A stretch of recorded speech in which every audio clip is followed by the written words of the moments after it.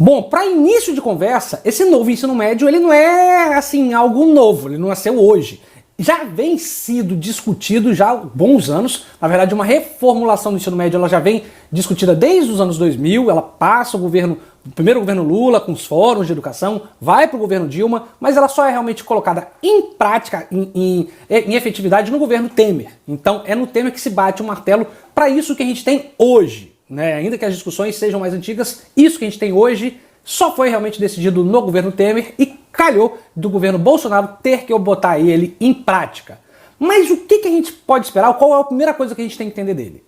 Pela resolução, o novo ensino médio ele acaba com a obrigatoriedade de disciplinas como a filosofia, por exemplo, que é o foco desse canal, também com a obrigatoriedade da sociologia, ou seja, filosofia e sociologia não são mais obrigatórias nos 3 anos do ensino médio, como antigamente previa a legislação educacional brasileira. Agora, a única disciplina que é realmente obrigatória é letras em inglês, essa sim tem que estar nos 3 anos, além, obviamente, de português e matemática.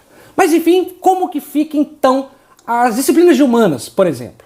Agora, nós não temos mais aquela quantidade de disciplinas. As disciplinas elas são organizadas em eixos temáticos. Por exemplo, o eixo de humanas, o eixo de letras e linguagens, o eixo de um curso técnico, né, o eixo técnico que a gente chama, e o de exatas e o de biológicas, né, de ciências biológicas e naturais. Enfim, são esses eixos que vão ser enquadrados. Como assim, Felício? Eu não estou entendendo. Como é que vai funcionar? Mais ou menos simples. O estudante ele vai fazer 1 ano e meio de todas as disciplinas e após o 1 ano e meio ele decide qual ciclo ele vai escolher. Se ele quer fazer humanas, se ele quer fazer exatas, se ele quer fazer biológicas, enfim, ele vai decidir qual eixo temático seguir o seu final do 3º ano. Mas, Felício, então isso não é bom? Se eu sou estudante, eu queria tomar a decisão da minha vida, escolher o que eu quero estudar. Mais ou menos, e é aí que a gente precisa ter muita atenção.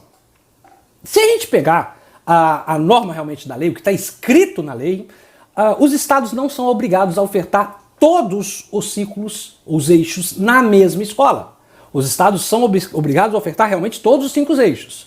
Mas nem todos têm que ser ofertados na escola.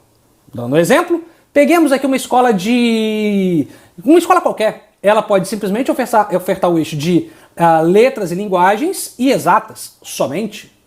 Mas, professor, eu quero fazer humanas. Tudo bem, você quer fazer humanas? Você vai ter que ir para uma outra escola, muitas vezes longe da sua casa. Talvez aqui você não esteja percebendo o perigo dessa proposta, mas o perigo existe exatamente num ponto. Como eu já indiquei, existe um eixo que é chamado de eixo tecnológico, que é muito voltado para o mercado de trabalho, para uma área técnica, o que é ótimo, acho excelente, já digo aqui, eu acho excelente essa aproximação da escola com o mercado de trabalho. Isso, volto aqui a falar, isso é essencial, isso é necessário, inclusive está na LDB, está na Lei de Diretrizes e Bases da Educação Brasileira, essa aproximação. Mas qual é o real problema? O real problema é que muitas vezes é possível que o Estado só oferte o eixo de educação técnica, o eixo técnico para o aluno. E, obviamente, a gente tem visto que isso vai ser uma tendência, sobretudo, de colocar em escolas periféricas. Então, o que a gente vê no Brasil é que os eixos eles não vão ser ofertados para todas as escolas, e se a gente parar para pensar, é bem provável que os estados forcem as escolas de periferia a terem somente o eixo técnico, por uma redução de custos e por um direcionamento feito. Mas, Vinícius, qual é o problema nisso? O problema é que a gente meio que bate um selo naquele cidadão da periferia, naquele estudante da periferia, do que ele pode ou não pode ser. Ah, mas ele pode escolher humanas, ele pode escolher letras se ele quiser fazer. Sim, mas aí ele vai ter que andar às vezes quilômetros para ter esse acesso. A escola, às vezes, que está no bairro de classe média, média alta, ela vai ter todos os eixos. Então, a gente meio que direciona aquilo que a gente quer ou não. Lembra um pouco daquela reforma educacional, a reforma Capanema, lá da época de Getúlio Vargas, que dividia a escola em uma escola de dirigentes e uma escola de operários, de trabalhadores, a famosa escola dualista do Capanema, né, que dividia entre trabalhador e classe operária e classe dominante. Então lembra um pouco isso. Ainda que na prática, na lei esteja ancorado a escolha do aluno, o que a gente vê é que na prática não pode não ser assim. E é essa possibilidade de não ser assim que acende o alerta na gente. Isso é um dos problemas. Ainda outros problemas específicos e que eu considero menores, mas não menos problemáticos.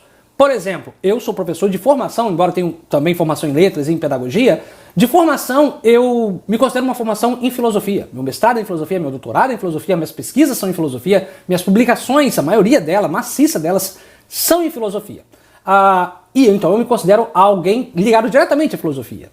Se a gente pega esse eixo de humanas e eu for dar aula para humanas, é claro que eu sei um pouco de história, um pouco de geografia, isso não é de sociologia, mas se eu for dar aula dessas disciplinas, eu com certeza vou dar com grande viés filosófico. Assim como o professor de geografia vai dar com grande viés geográfico, de história com grande viés historiográfico. O que eu quero dizer aqui é que a gente acaba com esses elementos que são elementares, assim, essenciais das disciplinas, né? Elementos elementares ficou ruim, mas enfim, essas características essenciais de cada área. E isso é muito ruim. Muito ruim, sobretudo porque a gente pode ter uma diminuição daquilo que já é luta para sobreviver, que é a filosofia e a sociologia. Então é capaz dessas áreas serem engolidas por pessoas de outras áreas humanas e que muitas vezes não têm competência. E eu falo aqui abertamente. Eu mesmo não me sinto à vontade, por exemplo, de aula de sociologia ou de dar aulas de história. Não me sinto capacitado para isso. É claro que a gente pode até dar ali, na caso de uma urgência, de uma necessidade. Mas dar aula assim mesmo, de ciências humanas, eu acho muito complicado, eu acho uma forçação muito grande.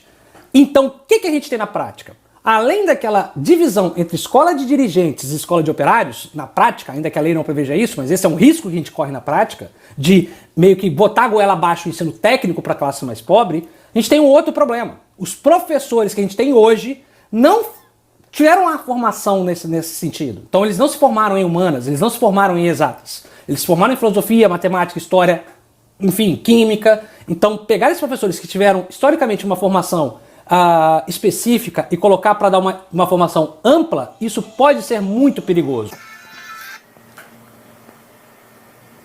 Enfim, como eu ia dizendo, talvez esses sejam os dois grandes problemas. E o cenário não é muito bom. A gente não sabe realmente como isso vai se dar na prática. Os estados já estão se preparando para ofertar isso nos próximos anos, mas como vai funcionar na prática, como que vai ficar a oferta, se vão ter professores sendo realocados, isso tudo é uma grande incógnita. O que a gente tem de certeza é o que historicamente se nota. Tudo que é feito na educação exige muito cuidado. E tudo que é feito às pressas e goela abaixo, sempre, mas historicamente, dá errado. Então, se eu não tenho uma bola de cristal, a filosofia não funciona e não faz provisões, nem previsões de futuro, com muito afinco, não é o trabalho da filosofia, mas eu, como professor, indico que fico bastante descrente na possibilidade de sucesso dessa proposta, sobretudo por sua agilidade, sobretudo porque a gente não se preparou e não teve uma ampla discussão com a sociedade. A gente teve uma histórica discussão, mas a tomada de decisão para essa lei ela foi muito corrida, então não vejo com bons olhos. Então, esses são os dois cenários que a gente vai ter que enfrentar. O cenário além da pandemia, também o cenário desse novo ensino médio, que não se mostra uma boa forma, pelo menos do jeito que está sendo proposta para a educação brasileira. Mas é isso, nós temos várias questões também na educação brasileira para se pensar.